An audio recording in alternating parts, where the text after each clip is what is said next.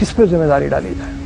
नहीं रहू, इसमें बुनियादी बात तो यह है कि वेस्ट को तो ब्लेम करना बुनियादी तौर पे एक शिकस्त खुरदार मस्क शुदा जहनीत का काम है। मैं कमजोर हूं, आप ताकतवर हैं, तो मुझे अपनी कमजोरी पे कंसंट्रेट करना चाहिए, so that you can not abuse my weakness. एक बात। दूसरी बात यह है कि वेस्ट, खासतौर पे अमेरिका की आप बात कर रहे हैं, ये तो वैसे जुमा 8 दिन की बात, आपकी तो सारी तारीख ही इस तरह, आपकी सारी तारीख एक दूसरे की गर्दनें काटने पर मुश्तमिल है। यहां मैं एक बात की वजाहत में अक्सर करता हूं कि भाई जब तारीख को देखो तो बगैर तस्सुब के देखो। आप लोग अगर तारीख को मस्क करेंगे, तारीख का कुछ नहीं बिगड़ेगा, वो आपको मस्क कर देगी। बगैर तस्सुब से देखने का नतीजा ये है कि आप दुरुस्त नताइज पे पहुंचेंगे और फिर शायद आप उसको रेक्टिफाई करने का भी सोच सकें। अगर आप अपनी कजी, अपनी कमजोरी, अपनी गलती, अपने जराइम, अपने गुनाह, अपनी हरकतें, अपनी परफॉर्मेंस ही नहीं मानने को तैयार, उसके इलाज की तो नौबत ही नहीं आएगी। आपकी टोटल हिस्ट्री, ये वेस्ट को गाली देना, वेस्ट को बुरा कहना, वो छोड़ें, वो तो हमारे राइवल्स हैं।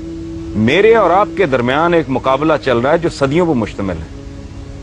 तो you are most welcome to do anything you want. हम कहते हैं वो जी साजिशें करते हैं, वो आपसे बेहतर दिमाग रखते हैं तो साजिशें करते हैं, आप कर लें। अब झूठ है ये बर्रे सगीर की तारीख उठा के देख लें, लॉर्ड क्लाइव के साथ 200-250 गोरा था, बाकी सारे हम ही लोग थे, हमारे ही बुजुर्ग थे।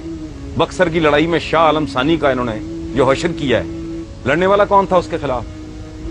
बाबर को किसने निकाला था फरगना से? उसके चचाओं ने। यहां के उसने किसकी गर्दन उतारी सबसे पहले? इब्राहिम लोदी की। अमीर तैमूर ने किसको मारा? यलदरम को। फिर तो बनु उमैया, बनु अब्बास, ये आपके हाथ से स्पेन गया। और फिर ये अप्रोच भी गलत है, स्पेन चला गया। स्पेन अब्बा आपकी बरी में लेके आए थे, आप ताकतवर थे उस वक्त, आप एक्सपैंड कर रहे थे। आज वो ताकतवर हैं, वो एक्सपैंड कर रहे हैं। जब आप अपना वर्ल्ड ऑर्डर, जब आप में सकत थी, दम था, जान थी, तो आप अपना वर्ल्ड ऑर्डर इंपोज कर रहे थे। आज वो कर रहे हैं। रोना किस बात का? उसको गाली मत दें, अपने गिरेबान में झांकें। हमारे पंजाबी में कहते हैं अपनी मंजी थले डांग फेरो, तो समझ आए। आपकी टोटल तारीख, यलदरम पूरे यूरोप को उसने आगे लगाया हुआ था। अमीर तैमूर साहब यहां से रवाना होते हैं, जाके उसका सत्यानाश कर देते हैं। मुगलों का दौर देख लें, कहते हैं जी अंग्रेज ने डिवाइड एंड रूल किया। किधर डिवाइड एंड रूल किया? अंग्रेज तो आया को जहांगीर के जमाने में गालिबन, please correct me if I am wrong, Sir Thomas Roe वगैरह। उससे पहले जो आपस में एक दूसरे की गर्दनें काट रहे थे, उस वक्त आया जिस वक्त बाबर आया, और अंग्रेज जहांगीर के दौर में तकरीबन उस वक्त। ठीक है, अच्छा, उससे पहले जो मुगल शहजादे एक दूसरे की गर्दनें काट रहे थे, बाप को अंदर कर रहे थे, सगे भाई मार रहे थे, शेरशाह उनके साथ लड़ गया। ये टोटल पावर प्ले है, सदियों से चल रहा है। मोहम्मद बिन कासिम को खाल में सी के बुश ने भेजा था। उबैदा बिन जराह के साथ क्या हुआ था? आपके जितने जनरल्स हैं जिसको आप इतना ग्लोरीफाई करते हैं, कभी अपने बच्चों को पढ़ाएं, उनके अंजाम क्या हुए थे? इन लोगों के साथ क्या किया आपने? करने वाले कौन थे? अब ये कदम कदम पे साजिशें ढूंढना, उनमें कीड़े डालना और लोगों को बताना कि जी वी आर द बेस्ट। तो मुझे एक और बात बताएं आप लोग, ये यंगस्टर्स बैठे हैं, ये गद्दार पैदा करने का ठेका आपने क्यों लिया हुआ है? गद्दार आप में ही यहां क्यों पैदा होते रहे हैं, गोरों में क्यों नहीं हुए? उसकी वजह है रऊफ साहब, गद्दार एक खास कल्चर में पैदा होता है, जहां फर्द और रियासत का मुफाद इस तरह हो जाता है ना, वहां गद्दार पैदा नहीं होते। सर थॉमस रो ने जहांगीर में से उसके बेटे का उसने इलाज किया, वो ठीक हो गया। उसने इनाम के तौर पे कहा कि इसके बराबर, इसके वजन के बराबर, वो मोटा आदमी था, सोना तोल के इसको दो। उसने कहा कि बादशाह सलामत, मुझे सोना नहीं चाहिए, मेरी कौम को अपने मुल्क के साथ ट्रेड करने की इजाजत दे दें। आपके पास ये वफा 2007 में नहीं है। आपके लीडर्स स्विस बैंकों के केस भुगत रहे हैं। कोई करप्शन किंग कहलाता है, कोई करप्शन क्वीन कहलाती है। आपके साथ, आपके पास अपनी बदनसीबी पे गौर करें, ये कमिटमेंट 2007 में नहीं है।